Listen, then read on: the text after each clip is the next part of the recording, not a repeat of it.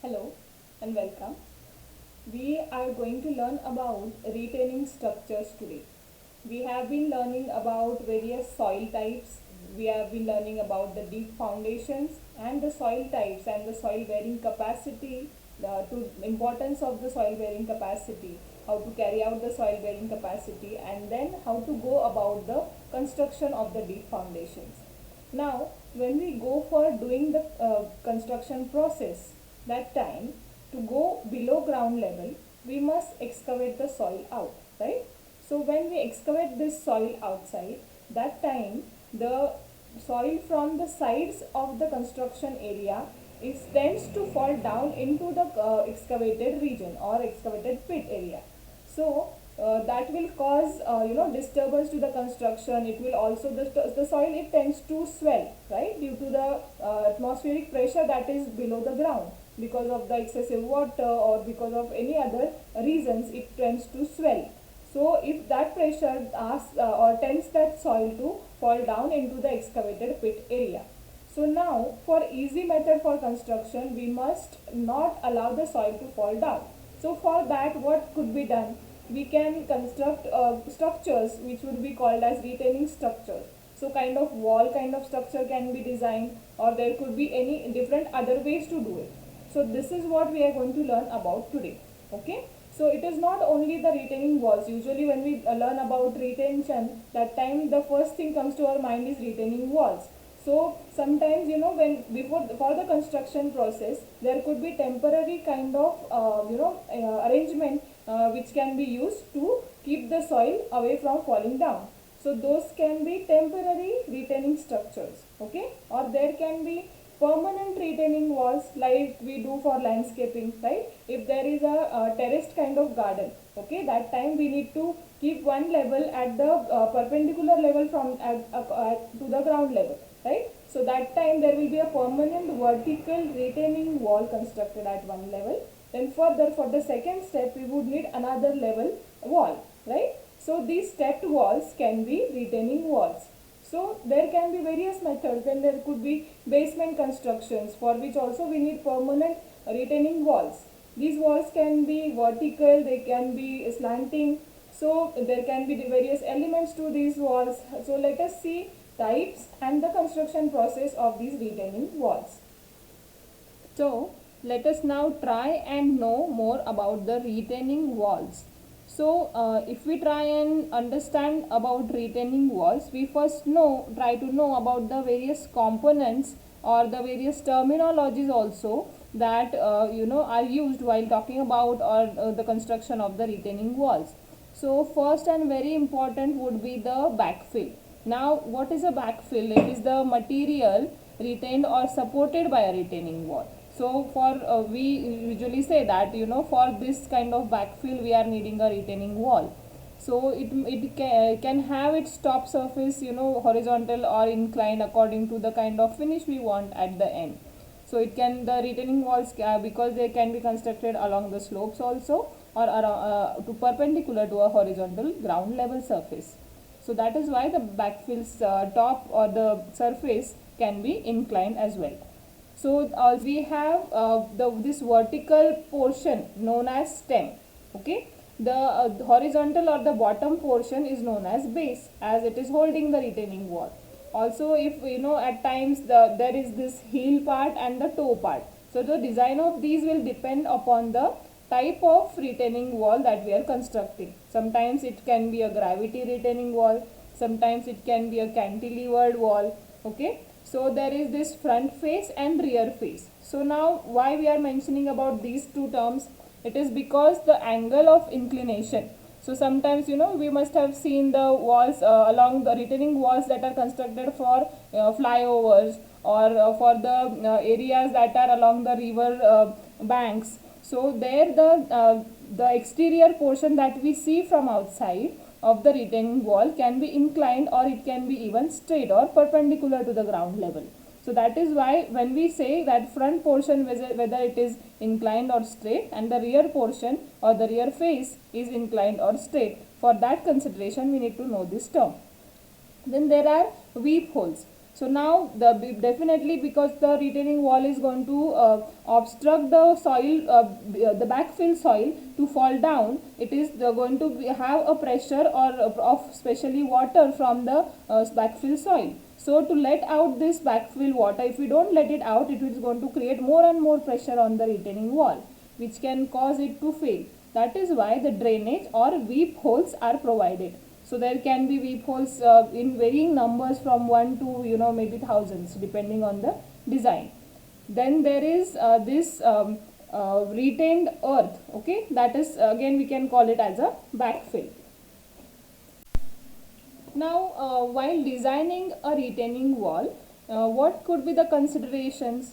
So walls that are within the design height range are designed to provide a necessary resistance by maybe either its own mass or by the principles of leverage. Okay, now we know the leverage principle, where force can be applied from one direction to sustain the force or the loads that are on the other side. So the pressures, according to the need of the pressures, that design can be done. So special design consideration, if we have to mention, then there could be overturning of the wall should not occur. Then it should be designed in a manner that the forward sliding also does not occur. Then the materials that are used should be suitable. The subsoil should not be overloaded. So all these basic considerations must be done while designing a retaining wall.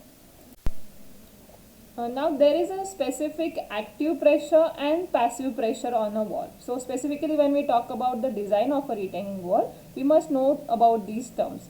So active earth pressure, if we see, it is soil pressure that is trying to move the structure. Almost all forms of earth pressure situations involve active earth pressure. So the soil, including the active pressure, is breaking away from another body of the soil. For example, if we see the soil behind a retaining wall would usually break away and crumble. So and is in the tension zone. Okay. So the active earth coefficient is smaller than the passive one. So values are typically in the range of 0.2 to 0.5. So if what is passive earth pressure now? So passive earth pressure is the pressure that is trying to keep the structure in place, okay, to overcome the active pressure that is happening on it. So when the soil is inducing the passive pressure and is under the compression, so the passive pressure is typically higher than the active pressure, and this value might range in 2 to 5 range. So if we see the classification, we have externally stabilized retaining walls and internally stabilized retaining walls. So now externally stabilized ones, these are the walls which use heavy materials on the outside of the soil mass to resist the soil movement, and the internally stabilized ones are the ones which utilize artificial reinforcements that are placed in the soil to carry tensile loads and to stabilize the soil mass. In the externally stabilized retaining walls, if we see in detail, we have different types like sheet pile, we have soldier pile, cast in situ, that are slurry, secant and tangent ones. Then we have gravity walls like massive walls and reinforced walls. So let us now see each type in detail for the externally stabilized retaining walls. In the sheet pile type, we have in situ sheet pile walls. So the sheet pile walls, these are constructed to retain the soil, the filling materials or even water during the construction of, for example, dams or bridges. So these walls are thinner in their section as compared to masonry walls. So they are normally used for construction in water like bridges and dams as mentioned. So the diversion of rivers to construct dams over there also, these can be used. Also for the river bank protection, then we have retaining of sides of cuts made in the earth during construction of a basement. Then they can be of concrete or steel. The concrete sheet piles are precast concrete members having a tongue and groove joint. Typical section of the concrete pile, if we see in this figure, so these piles are heavy and bulky.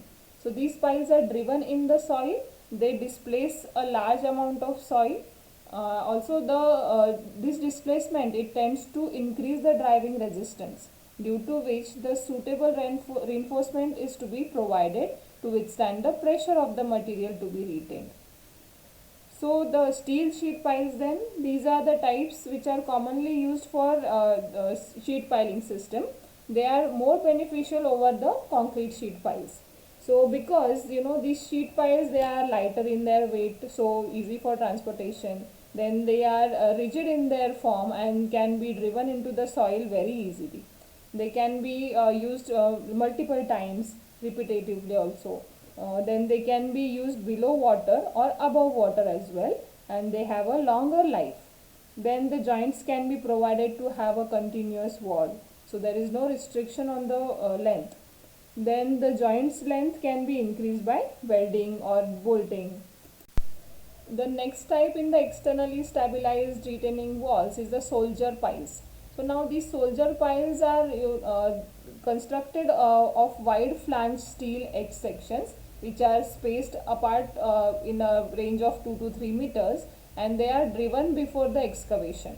Vertically, it can support up to 1.5 meters only.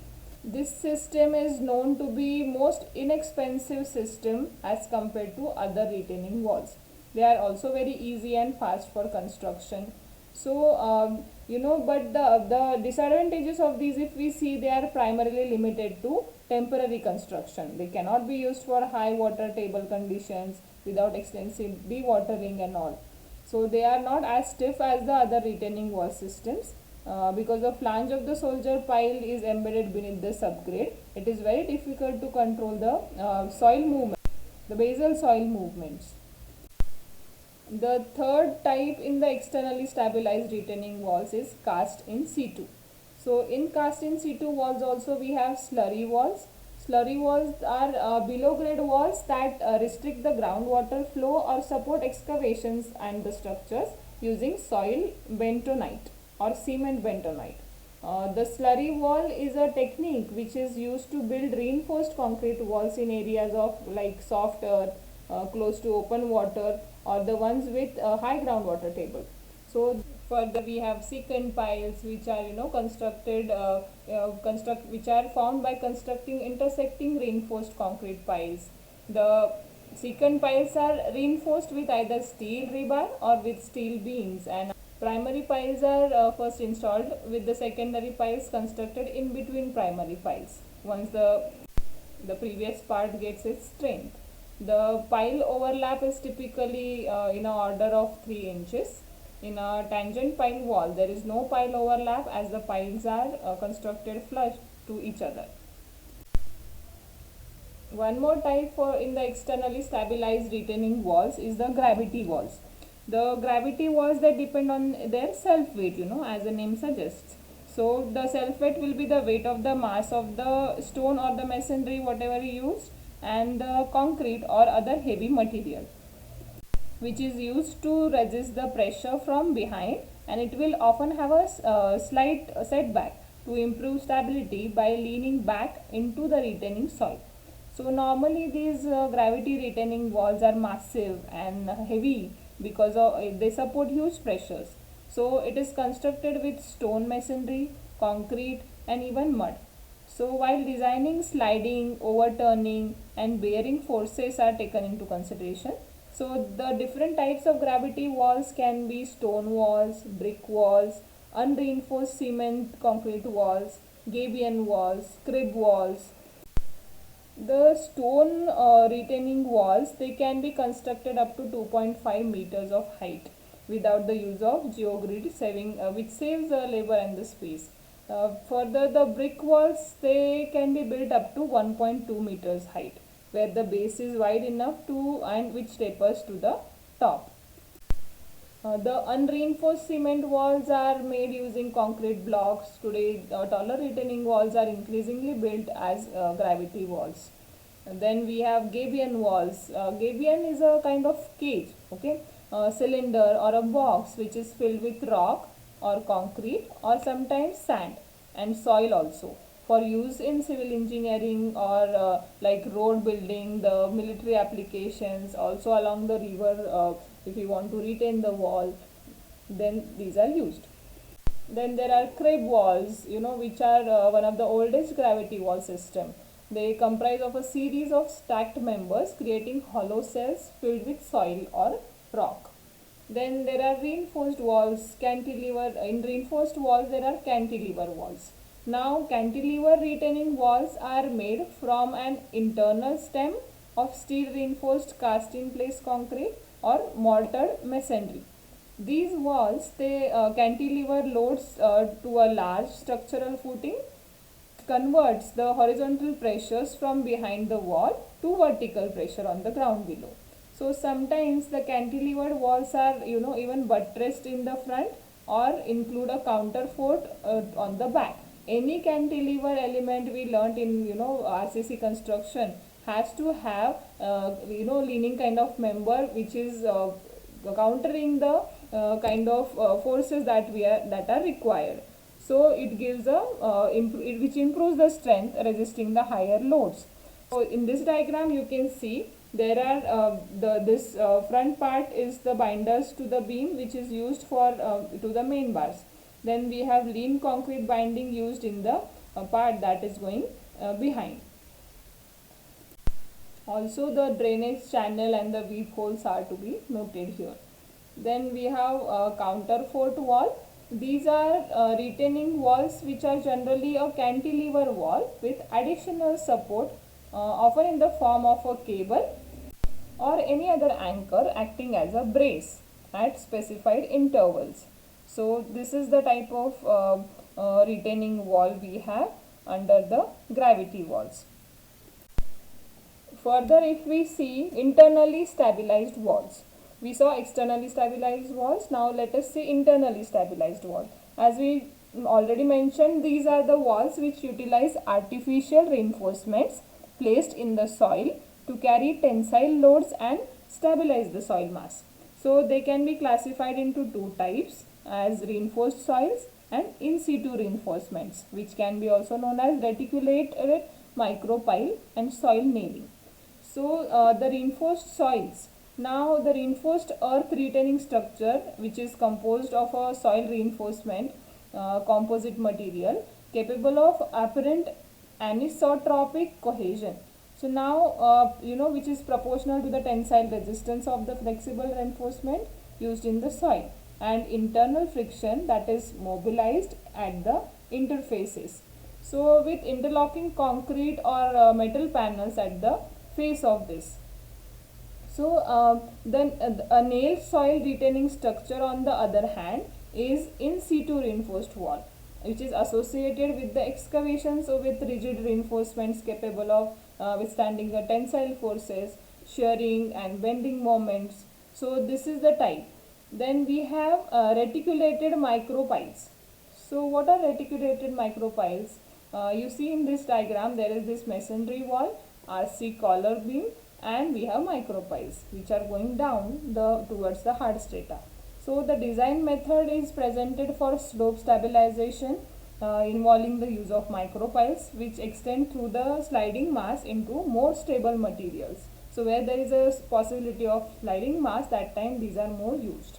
So this type of wall typically consists of a line of micropiles which are placed into the soil mass at alternating batter angles. So the micropiles are fixed at the ground surface using a concrete cap beam, like we have in the when we talked about the pile foundations, we have a cap. So pile cap. So here we have a pile cap beam. So this beam running along the length of the wall. So which effectively creates a structural A-frame which resists the landslide forces. So the wall design parameters would include the size and the location of the top beam, then micropile spacing, center to center distance between them, the batter angles, lengths, etc. So now it is supposed to be a homogeneous kind of structure. So the resistance to sliding which contributes by micropiles, it depends on the mobilization of axial resistance. Now the resistance which is going to be carried out by the axis that is getting formed by this wall is going to be mattering here. The last type here we have is the soil nailing. It is a construction technique that can be used as a remedial measure to treat unstable natural soil slopes, or as a construction technique that allows the safe over steepening of new or existing slopes. This technique, it involves the insertion of relatively slender reinforcing elements into the slope. So the solid kind of bars are usually installed into pre-drilled holes, and then they are grouted into their place. The bars are installed using drilling techniques which are usually fully grouted and installed at a slight downward inclination, with the bars that are installed at regularly spaced points across the slope face. So this type of nailing is done while constructing roads. The soil is to be retained on one side and road is to be constructed on the other side. So we have such huge number of types of retaining walls, but we will be focusing on the mentioned ones today. Okay, so this is it for today. Let us try in detail about this in our MOOC, and let us try and learn about it.